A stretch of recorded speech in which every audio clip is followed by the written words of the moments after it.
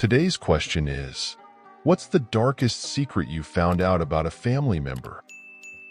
My step-grandfather had a completely hidden life in Australia before he met my grandmother. He had a family and kids in Australia and faked his death by driving his car off a cliff, then moving to America. His kids thought he was dead until my grandmother found out about them and reached out years later. His son actually became a famous comedian over there, and from what I know has a joke he does at his shows about his father faking his death to disconnect from them. Both of my mother's parents had affairs without the other's knowledge. My grandmother had Parkinson's, and in one of her confused states, she told my grandfather that she had an affair. Suffice to say, my grandfather was not happy and put her in a home. He then started talking to my mother, trying to figure out when it could have happened. He speculated that it happened around the same time he was having his affair, which was around 1966. My mother was shocked. She was born in 1967. So my mother may or may not be related to the man she believed to be her father. My mom and dad decided to take in my 3 cousins because their mom got into a horrible car accident. 2 girls and 1 boy. The girls were 6 and 10, the boy 12. Fast forward to when the 6-year-old girl is 14 years old and is asked about birth control. She starts sobbing, saying her brother, the then 12 years old, took her virginity when she was 6 and that it continued until she was about 13. We had no clue. Found out the hard way that my grandfather was a sexual predator. Turns out my grandmother had been in denial despite both my aunts, their friends, and young girls in their small town claiming he raped/molested them. One 16-year-old even got pregnant and he paid for the abortion. Grandma lied about his whereabouts/activities for years to protect him because if he went to jail, she'd be unable to afford their house. So, long story short, me and my then 10-year-old cousin were his latest and final victims. Thanks, Grandma. One of my aunts raised another aunt's baby as her own. My mom had 4 sisters and a brother, all of whom got married and had kids, so I have around 20 cousins. Unfortunately, 3 of my aunts got breast cancer in their 30s. All 3 recovered, but years later the youngest, Maria, got it again and got it worse. Maria needed a bone marrow transplant. All her sisters and children got tested, but no one matched. The family then revealed that Maria had had a teenage pregnancy. Her first child was actually my cousin John, who had been adopted and raised by my oldest aunt as her second child. None of the cousins knew about this, including John and his revealed to be adoptive siblings. John was asked to get tested and was a match, so he agreed to donate bone marrow to his birth mom, Maria.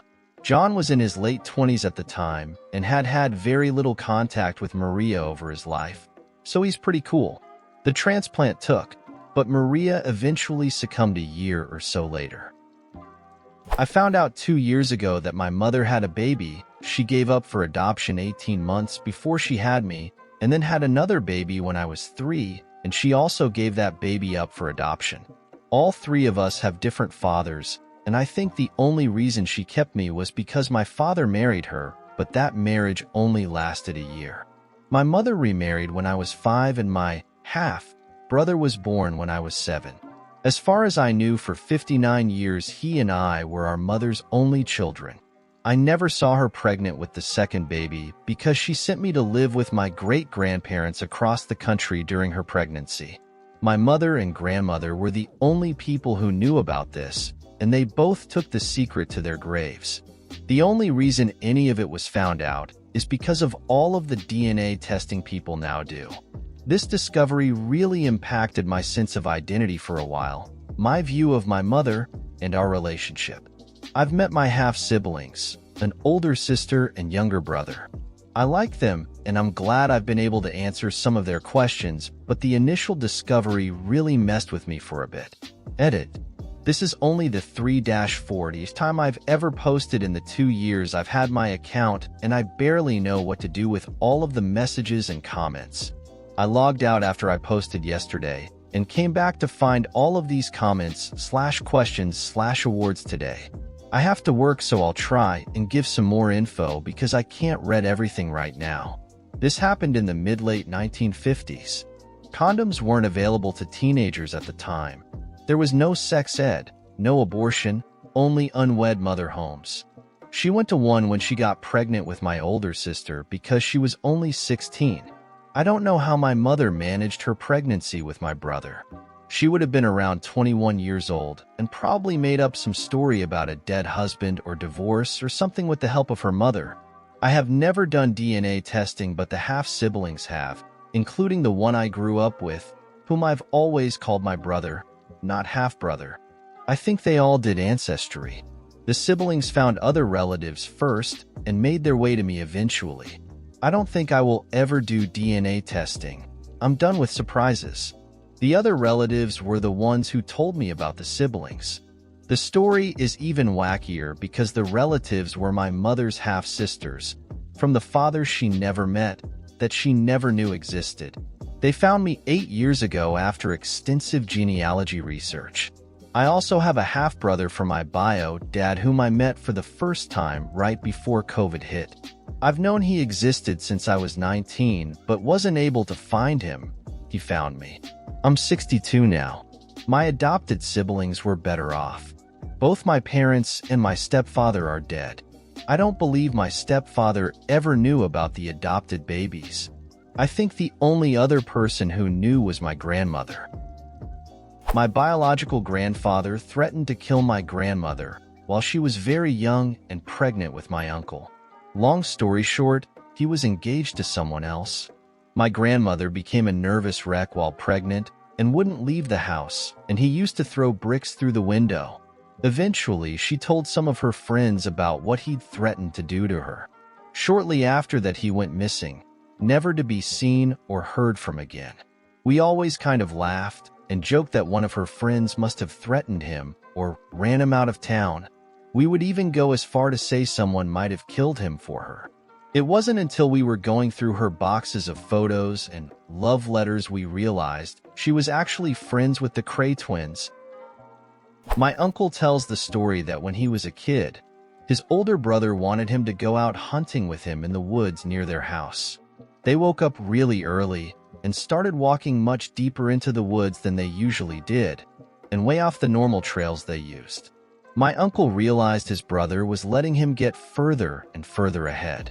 He stopped and turned around to see his brother starting to bring the shotgun up in his direction. He asked him what the hell was he doing. His brother said, "Oh, I thought I saw something." My uncle decided to go back at that point. Later that week, he went back and found a pit that someone had dug a bit further off the trail. He never went anywhere with his brother alone again. Both of them are mom's brothers. The wannabe Kane was a narcissist of the not letting a silly thing like being married get in the way of his dating life variety, who decided he had big dreams and bailed on the family and his wife when I was a kid and proceeded to OD. Thus, I usually don't think of him as my uncle because I didn't have a real relationship with him. Not sure why he didn't shoot my uncle.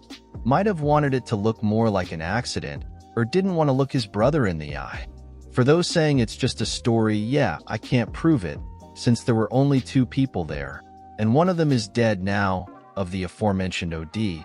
But the way that my uncle described it, he was really afraid of his brother and thought he was capable of fratricide. My parents had a nasty divorce which was often accompanied by a lot of shit talking about each other.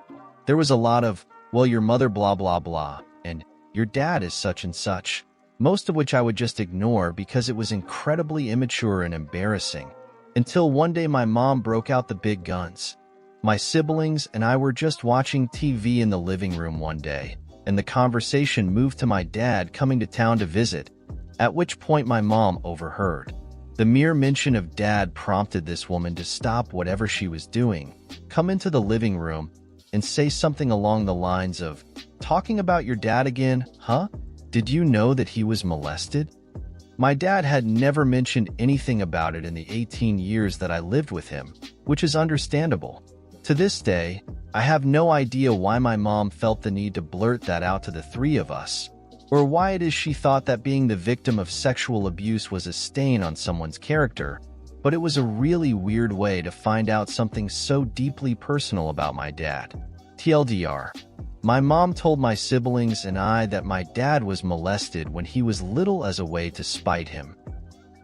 And this is the end of today's video. I hope you liked it, and don't forget to comment an anecdote or experience similar to the topic of the video. Leave your like, share if you like the video, and lastly, don't forget to activate the little bell so you don't miss any of our daily videos. Bye-bye.